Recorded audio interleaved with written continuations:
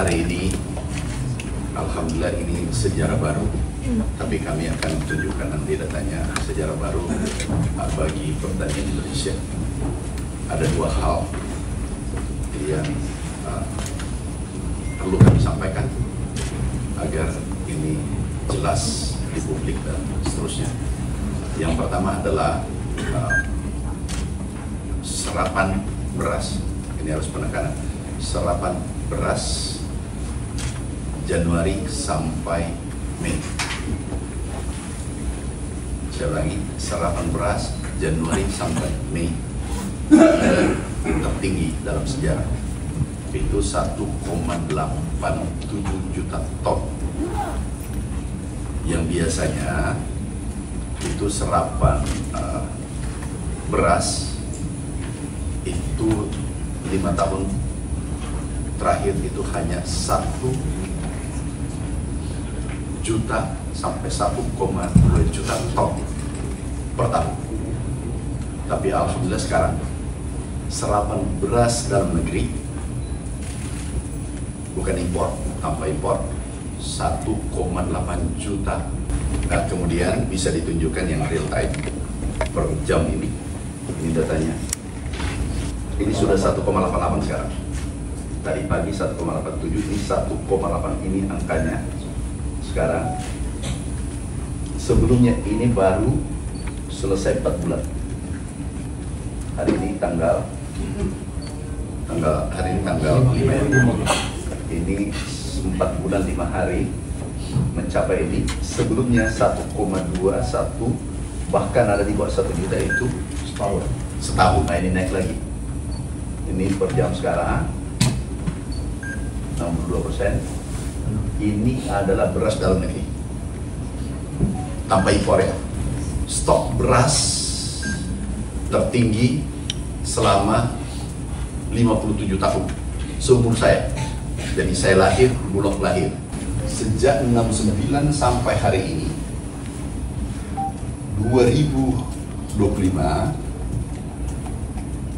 itu tertinggi dalam sejarah 3,5 juta ton. Ini angka yang pernah kita temukan tahun 84, di mana Bapak Presiden mendapatkan penghargaan dari FAO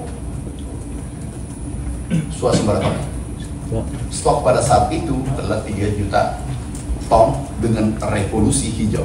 Kemudian 97, ini asumsi sementara saya belum cek datanya tadi, angka ini karena impor, karena terjadi gejolak dalam negeri. Ini kita abaikan, kita nggak usah bahas, karena 97-98 pergantian kan, itu gejolak dalam negeri waktu itu, waktu pergantian pemerintahan. Tetapi yang kita bahas adalah 84, Bapak Presiden tanggal 10 November kalau tidak salah, 84 mendapatkan penghargaan dari FAO. Kemudian harus diingat, ada tambahan berita harus jelas. Penduduk saat itu, boleh cek, penduduk saat itu kalau tidak salah coba dicek 100 juta lebih. Hari ini 280 juta. Jadi kita mempunyai stok tertinggi selama 57 tahun dan penduduknya hampir kurang lebih 2 kali lipat. Nah, itu poin penting yang kami harus sampaikan. Kemudian ada yang mengatakan beras di akhir tahun beras impor banyak. Ini 1,7 juta. Banyak yang 1,8, ini 1,7, 1,8, kemudian 1,9, 2 juta. Tetapi tidak pernah mencapai 3 juta sampai akhir tahun. Kami ingin clearkan dulu. Ada 2 berita tadi. Satu, saya ulangi, coba data ini dipisahkan ya. Satu, ada data tadi serapan beras Bulog tanpa impor tertinggi dalam sepanjang sejarah, 1,8. Kalau kita lihat tadi, kalau kita kalkulasi bisa lihat. Kemudian yang kedua adalah stok beras, ada 2 ya, jangan dicampur aduk. Stok beras tertinggi di gudang selama 57 tahun dan penduduk hari ini 280 juta lebih. Pada saat dulu swasembada penduduknya 184 juta. Artinya 2 kali lipat. Coba dicek, bisa ada yang cek. Nanti dicek sendiri ya. Intinya di sini pasti 100 juta. Membayangkan kan bagaimana pemerintah bekerja keras memenuhi kebutuhan pangan nasional. 163 juta, hampir 2 kali lipat ya.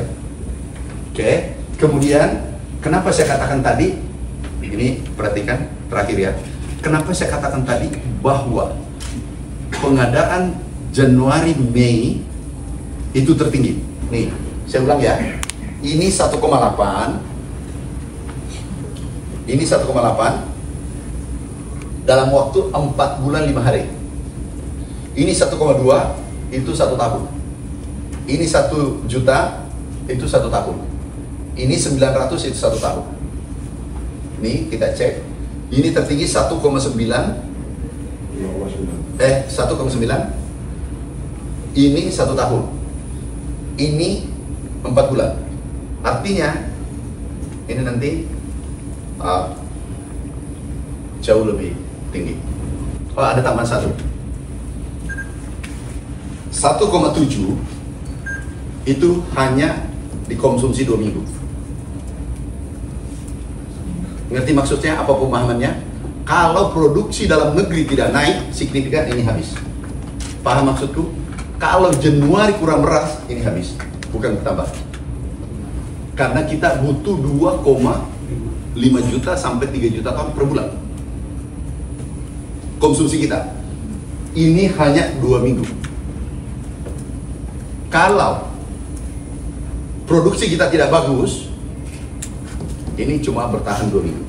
Jadi tidak istimewa yang dikatakan impor itu. Yang pertama tidak istimewa karena dia adalah ada 11 tahun sama di atasnya. Kemudian dari 11 tahun itu tidak ada satupun yang mampu mencapai 3 juta ton. Jangankan 3 juta ton. Kita capai 3,5. Kami terima dari pengumuman BPS. Yang pertama, sektor pertanian menjadi lapangan usaha dengan pertumbuhan tertinggi, naik 10,52%. Jadi ini berita gembira untuk kita semua. Kemudian produksi padi dengan jagung, ini sesuai prediksi semula.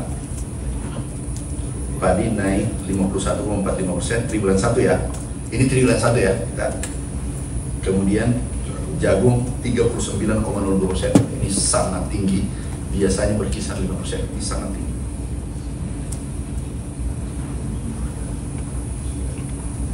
Tanaman pangan tumbuh 42%. Kami di sini bagi 4 ya, bagi 4 sektor: pangan,